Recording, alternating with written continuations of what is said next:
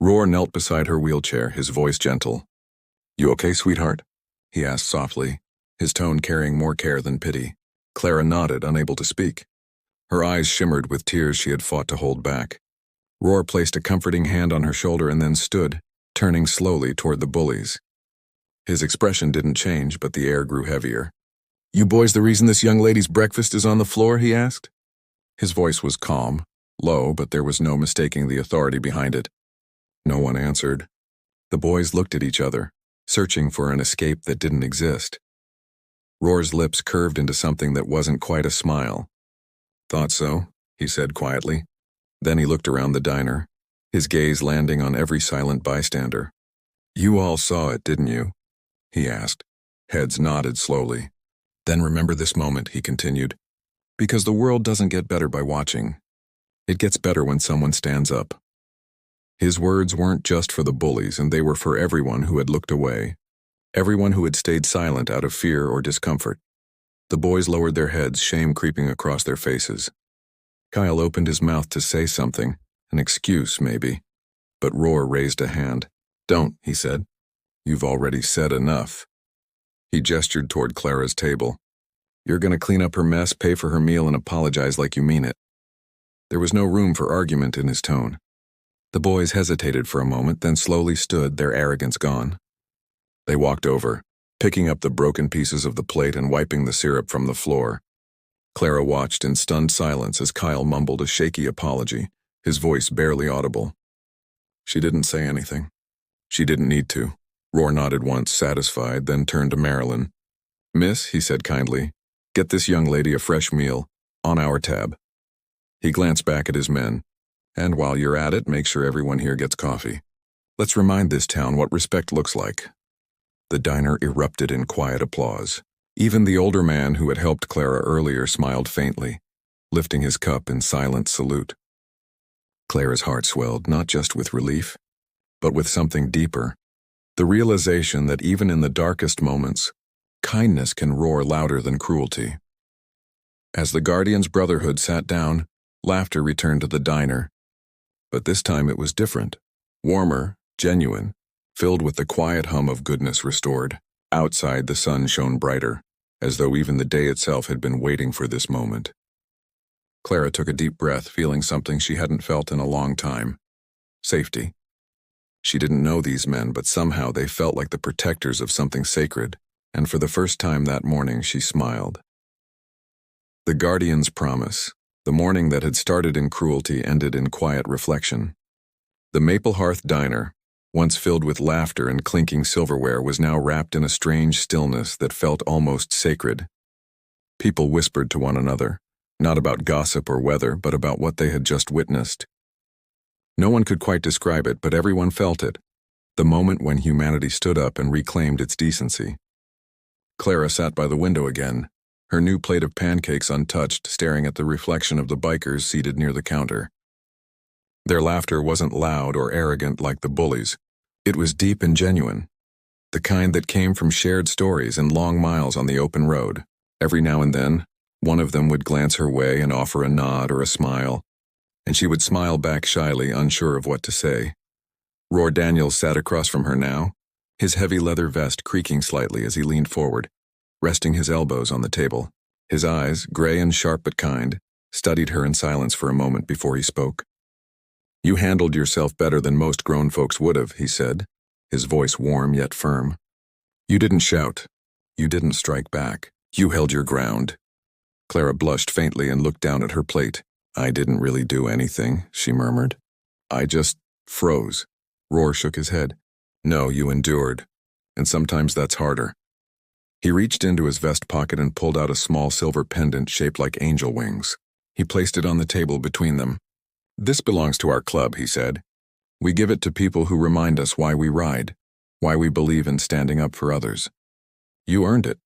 Clara hesitated, her fingers trembling slightly as she picked it up. The metal was cool against her skin, heavy with meaning. "I don't deserve this," she whispered. "You all did everything." "I didn't do anything brave," Roar smiled softly. "Courage isn't about fighting back, kid. It's about surviving the moments that break your heart and still believing there's good left in the world afterward. That's bravery most people don't understand." His words sank into her like sunlight through frost. For a moment, the ache of humiliation she had felt earlier began to fade. She glanced toward the boys' empty booth. The bullies had long gone, leaving behind nothing but crumbs and shame. The memory still stung, but now it was wrapped in something stronger. The memory of those motorcycles pulling in, of people standing up for her when no one else did. Marilyn refilled everyone's coffee, her hands steadier now. The older man who had helped Clara earlier, Mr. Hale as she learned, sat quietly reading his newspaper, a faint smile touching his lips every time he glanced at her. The entire diner felt changed, as if some invisible weight had been lifted. The customers who once avoided looking at Clara now offered small smiles or kind words when they passed her table. It was subtle, but she could feel it. Respect replacing pity. As the bikers finished their meal, Roar stood and placed a few large bills on the counter. "That should cover everyone's breakfast," he said to Marilyn, who blinked in surprise. "And keep the rest for repairs. The floor's going to need a bit of cleaning after this morning." He turned to Clara again, his expression thoughtful. "You live around here?" She nodded. "A few blocks away. With my mom." "Good," he said. "We do weekend rides through this town sometimes. Next time we're around, how about we stop by and see how our new friend's doing?" Her heart lifted. "I'd like that." When they left, the sound of their engines once again filled the air, but this time it wasn't a storm. It was a song. Clara watched from the window as they rode off in formation, sunlight flashing on their chrome and leather, and for the first time in a long while, she felt safe, not because she had protectors, but because she realized there were still people in the world who cared enough to act. That night, Clara lay in bed, unable to sleep. The pendant rested on her nightstand, glimmering faintly in the light of her small lamp. She thought about Roar's words, about the way he had spoken to her like she was strong, not fragile. Her mother knocked on the door softly and stepped in. "I heard what happened," she said quietly. Marilyn called. "Are you okay, honey?" Clara nodded, though her voice was thick with emotion. "Yeah, Mom, I think I'm better than okay." Her mother sat beside her, brushing a strand of hair from her face. "There are cruel people, Clara, but there are good ones too. Never forget that. What those men did today, that was goodness in its purest form." Clara smiled faintly. "They said they'd come back sometime." Her mother returned the smile, though her eyes glistened. "Then when they do, you make sure to thank them properly. Maybe bake them one of your famous blueberry pies." A week passed. Life returned to its quiet rhythm, though whispers of the diner incident spread through town. Some exaggerated the story, some softened it, but the message was the same. Cruelty met its match that day, not through violence, but through unity. The high school boys avoided the diner entirely, their arrogance replaced with uneasy guilt. Clara saw them once in the street, and though they looked away quickly, she didn't feel small anymore. She didn't feel invisible. Then one Saturday afternoon, the distant roar of engines returned. Clara's heart leapt as she wheeled herself out onto the porch. Down the road came the familiar sight. The Guardians' Brotherhood riding in formation, their jackets shining in the sun. Neighbors peeked through curtains as they pulled into the driveway, engines rumbling like friendly thunder. Roar dismounted first, removing his helmet and giving her a nod. "Told you we'd come back," he said. Clara's grin was radiant. "You really did." The group gathered around, greeting her mother warmly. They brought gifts, flowers, canned food for the local shelter, and a donation envelope for the Maplewood High Scholarship Fund, all in Clara's name. Roar handed it to her and said, "This town needed a reminder that kindness isn't weakness, so we're naming this fund after you, the Clara Bennett Kindness Grant. It'll go to any student who chooses to use their voice to help others, not hurt them." Clara's breath caught. "You didn't have to," he interrupted gently. "We did, because you reminded us that courage doesn't always wear leather or ride steel. Sometimes it sits in a diner and refuses to let the world break its spirit." Tears filled her eyes as she clasped his hand in both of hers. The bikers stayed for coffee that afternoon. They laughed, told stories of the road, and listened to Clara share her dreams of becoming a writer one day, someone who could tell stories that changed hearts. Roar looked at her with that same quiet wisdom and said, "Then write about this. Not about the pain, but about what came after. People forget that part. Remind them that compassion can turn even the darkest mornings into a sunrise." The quiet morning, before the storm. The golden morning light spilled through the tall windows of the Maple Hearth Diner, casting long streaks of warmth across polished counters and chrome stools. Outside, the sleepy town of Maplewood was just beginning to wake. Cars hummed by in soft rhythm, and the air carried the faint sweetness of fresh pastries and maple syrup. Inside, the diner buzzed with its usual melody, the hiss of the coffee machine, the gentle clatter of dishes, and the occasional laughter of early risers who stopped by before work. The place had always been known for its homey atmosphere, a safe space where everyone, no matter who they were, could find comfort in a plate of pancakes and a kind word from the staff. But that morning something would happen that would change everything. Something that would test the strength of compassion and remind everyone, watching that kindness has its own form of power. At a corner booth, near the window sat a young girl named Clara Bennett, her hands resting on the wheels of her chair as she carefully cut her pancakes. She was 17, quiet, and carried a grace that most people missed when they first looked at her. Her wheelchair gleamed under the sunlight, and her pale blue sweater matched the color of her eyes that had seen too much pity and too little genuine kindness. She came to the diner often, not because she loved food more than anyone else, but because it was the one place where she could feel normal. The waitress, Marilyn, always saved her a seat by the window. She'd pour Clara's coffee just the way she liked it, warm milk, 2 sugars, and talk about small things like the weather or the music playing on the jukebox. But that morning, the peaceful rhythm of the diner was broken by the sound of loud laughter from a nearby table. 3 high school boys sat there, Kyle, Trevor, and Dean, the kind of boys who believed that cruelty made them powerful. They had swaggered in only 10 minutes earlier, tossing their jackets on the seats and laughing too loudly, their voices carrying over the quiet chatter of the diner. They weren't regulars, but everyone in town knew the type, reckless, arrogant, and always looking for an easy target. When Kyle's eyes landed on Clara, sitting alone and quietly eating her breakfast, his grin widened. He nudged Trevor and whispered something that made them all snicker. Marilyn noticed it immediately. She frowned but said nothing. Confrontations never ended well. She hoped they'd finish their food and leave. Clara tried to ignore them. She kept her gaze fixed on her plate, pretending not to notice. But she could feel their eyes on her, the kind of stare that burned through every layer of calm she tried to maintain. She'd learned long ago that people didn't always need words to wound you. Sometimes their silence, their laughter, or their looks could do the job. Her hands trembled slightly as she lifted her fork, but she told herself to stay calm. She had survived far worse than laughter. She had survived hospital stays, surgeries, the whispers at school, and the loneliness that followed her everywhere she went. But what came next was something no one, especially someone like Clara, should ever have to face. Kyle leaned back, his sneakers up on the booth, and said just loud enough for her to hear, "Hey, Wheels, how's breakfast down there?" Trevor snorted. Dean laughed but avoided looking directly at Clara. He wasn't brave, just afraid to look weak in front of his friends. Clara froze, her fork halfway to her mouth. Her heart thudded painfully in her chest. She had heard insults before, but something about their tone, so casual, so cruel, made her throat tighten. She didn't respond, hoping silence would make them lose interest. But Kyle wasn't done.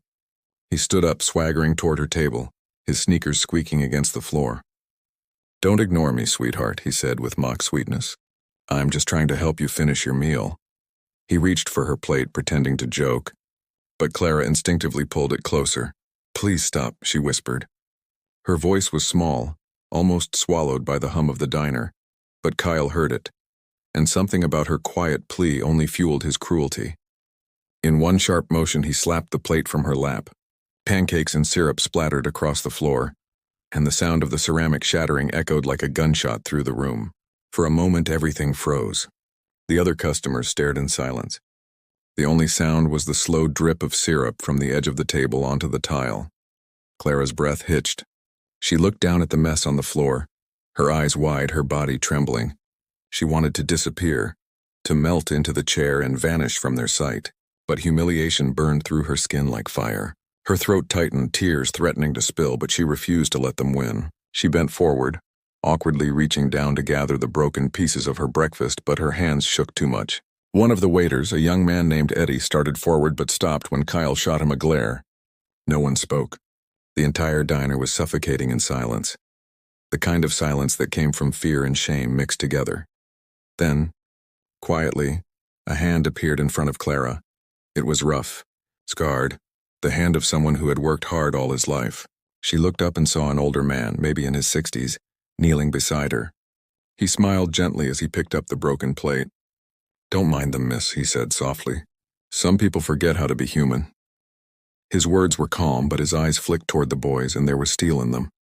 The man handed her a napkin and helped her gather what was left of her food. Clara tried to thank him, but her voice cracked. He simply nodded and walked back to his seat, his jaw clenched tight. Kyle's grin faltered for a moment. For a second, he looked uncertain, but then he laughed again, louder this time, pretending he wasn't affected. "Look, old man," he sneered, "you want to play hero? Maybe you should mind your business." The older man didn't answer. He just took a slow sip of his coffee, his eyes fixed on Kyle with quiet disapproval that seemed to pierce deeper than any words could. Kyle turned away first, muttering something to his friends. The laughter returned, but it was thinner now, forced. Still, the damage had been done. Clara sat motionless, her appetite gone, her dignity scraped raw by the cruelty she had just endured. For the next hour, the diner moved like a place haunted by its own silence. People spoke in hushed tones. Marilyn served coffee with trembling hands. The boys continued to sit at their booth, pretending nothing had happened, but they could feel the weight of the stares. Silent judgment pressing down on them.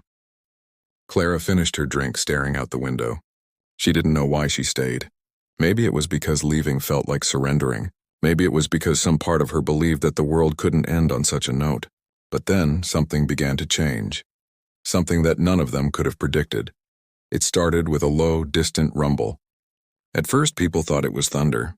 The sky outside was clear, though, and the sound kept growing louder, deeper, until it vibrated through the glass windows. The bullies turned their heads, puzzled. The older man set down his cup, his brow furrowing slightly. Marilyn froze mid-step, holding a pot of coffee that trembled in her hands. Clara looked out the window and saw a sight that made her heart skip a beat. A line of motorcycles pulling into the parking lot, chrome glinting under the sunlight like a wave of steel and thunder.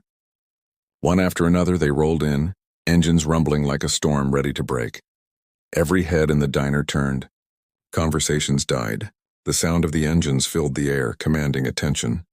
The motorcycles parked neatly side by side, their riders climbing off in unison, men and women wearing leather jackets with emblems stitched across their backs. The patches didn't say Hell's Angels. They said something different. The Guardians Brotherhood. A local biker club known around the county not for trouble, but for charity. They raised money for veterans, rescued stranded travelers, and sponsored hospital visits for sick kids. But to anyone who didn't know them, they still looked intimidating. Heavy boots, tattoos, sunglasses, and an aura of unshakable confidence. The bullies shifted uncomfortably in their seats.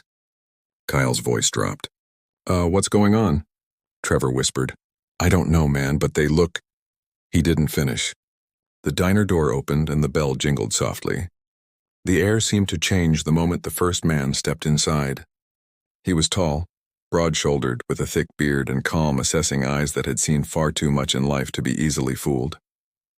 His name was Roar Daniels, the leader of the Guardians Brotherhood, a man who had once served in the army and who had built his club on one rule: protect those who can't protect themselves.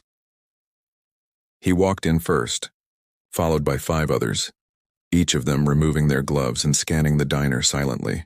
The room held its breath.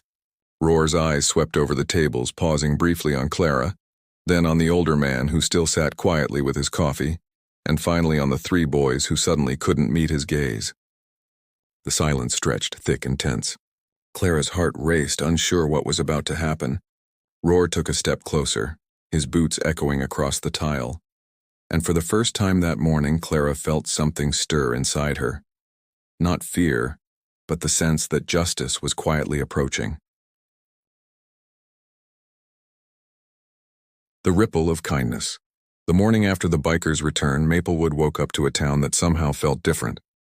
The sunlight seemed a little softer, the air a little fresher, and the faces a little warmer. For years, the diner had simply been a quiet gathering place where people passed time over coffee, but ever since that unforgettable morning, it had become something more. a symbol of how decency, once lost, could still find its way back. People spoke about the incident not as a story of cruelty, but as a lesson in redemption. And at the center of it all was Clara Bennett, the girl who had sat in her wheelchair silently holding herself together while the world learned to stand up again. Over the next few days, customers who had once walked past Clara without a second glance began greeting her warmly whenever she came in. Marilyn, the waitress, had gone out of her way to add Clara's favorite table to the diner's reservation list, something she had never done for anyone else. Above that booth hung a small framed picture that Roar had sent after their second visit. It showed the Guardians' Brotherhood standing beside Clara, their motorcycles gleaming behind them like a wall of steel and light. Beneath it, a plaque read, "Compassion is louder than cruelty." Clara had mixed feelings about the attention. She wasn't used to being looked at with admiration. For so long, people had looked at her with pity, or worse, discomfort. But now when they spoke to her, their eyes held respect. Still, she couldn't shake the feeling that she hadn't done anything remarkable. All she had done was endure. Yet as the days passed, she began to realize that endurance itself can ignite change, like a single spark catching in the dry fields of indifference. A few days later, something happened that proved how deep that spark had gone. Clara was rolling home from the diner one afternoon when she heard the familiar sound of sneakers scuffing against pavement. She froze when she turned the corner and saw Kyle, the same boy who had humiliated her. He was alone, his hands buried in his pockets, his face pale with nervousness. For a moment, they both stood there in the quiet of the late afternoon, unsure of how to bridge the chasm between them. Clara's first instinct was to turn away, to keep moving, but something in his expression stopped her. It wasn't arrogance. It wasn't defiance. It was regret. He took a hesitant step forward. "Clara," he said softly, his voice stripped of all the swagger it once carried. I wanted to talk to you." She didn't reply. The wind rustled through the trees, carrying with it the faint smell of rain. Kyle rubbed the back of his neck awkwardly. "Look, I know you probably don't want to see me. I don't blame you. What I did, it was disgusting. I can't even explain why I thought it was funny." He swallowed hard, struggling for words. "When those bikers showed up, I thought I was going to get what I deserved. And honestly, I think I did, just not in the way I expected. They didn't hit me or anything, but the way they looked at me, it was worse. It made me realize how small I'd become." Clara watched him silently, unsure what to say. She could feel the anger she'd buried deep inside beginning to stir again. But alongside it came something unexpected. Empathy. She could see how shaken he was, how genuine his shame appeared. "Why now?" she asked finally. "Why say this after so long?" Kyle shrugged helplessly. "Because I couldn't stop thinking about it. My dad saw the story online. The diner posted about it. He made me watch the video they recorded of the Guardians talking. You know, the part where Roar said, 'The world doesn't get better by watching?' He kept replaying it, telling me, 'That's the kind of man you should grow up to be.' And I realized, I didn't want to be the reason someone like you had to suffer again." Clara felt her throat tighten. She had wanted an apology, yes, but not like this. Not one so raw that it stripped both of them down to the truth. She took a deep breath and said quietly, "What you did hurt me more than you probably understand. But I don't want you to carry that forever. Just do better next time. Be kinder. That's how you make it right." He nodded quickly, relief softening his tense shoulders. "I will, I promise." Then he hesitated, glancing at the pendant around her neck. "Those bikers, they really scared me. But not because they were big or tough. It was because they actually cared. Nobody does that anymore. They made me realize that being cruel doesn't make you strong. It just proves how weak you are inside." For the first time, Clara smiled faintly. "Maybe you're stronger than you think now." She wheeled past him, and though they didn't shake hands or exchange any more words, something in that brief meeting left both of them changed.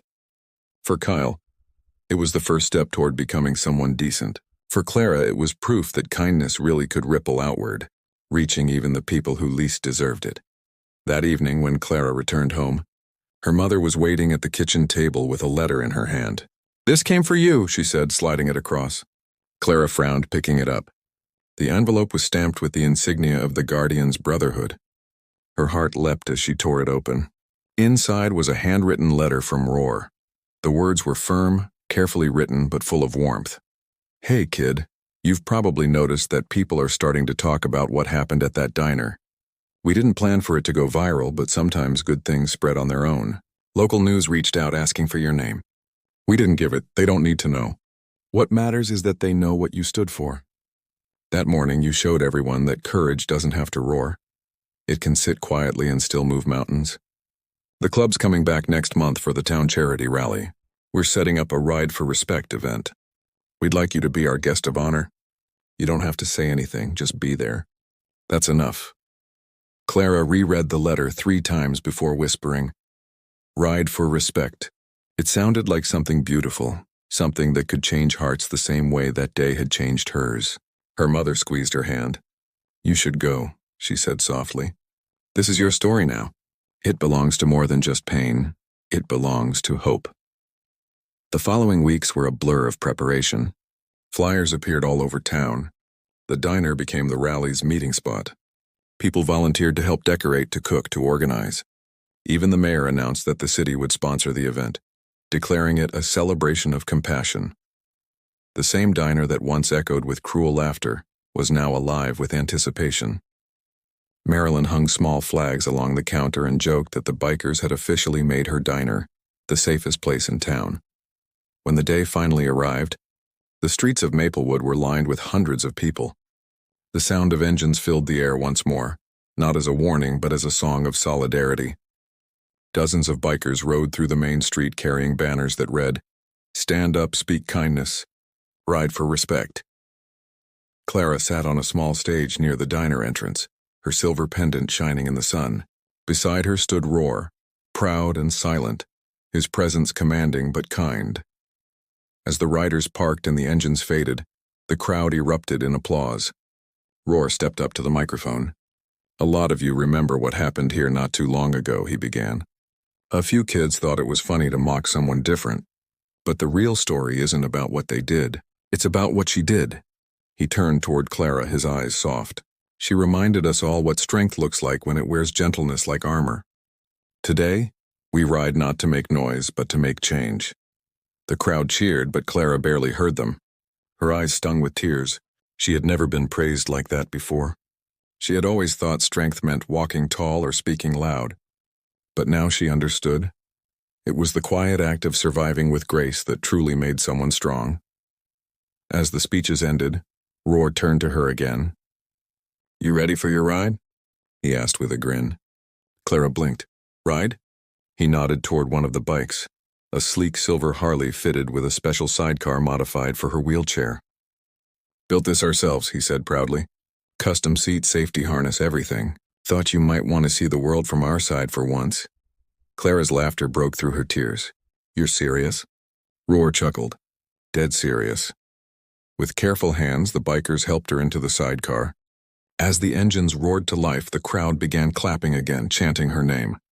Clara's heart pounded as Roar revved the throttle and the wind whipped through her hair. The road stretched ahead, bright and endless. She felt weightless, not because her chair was gone, but because for the first time in her life she wasn't defined by it. She was free. The convoy rode for miles through the countryside, past golden fields and quiet rivers, through towns where strangers waved and cheered. Every turn of the road carried the same message. The world could be cruel, yes, but it could also be breathtakingly kind. When they finally returned to Maplewood hours later, the sun was dipping low behind the hills, painting the horizon in shades of gold and crimson. Roar parked the bike and looked at her, smiling. You did good today, kid, he said softly. You showed the world what real power looks like. Clara laughed, breathless. No, you did.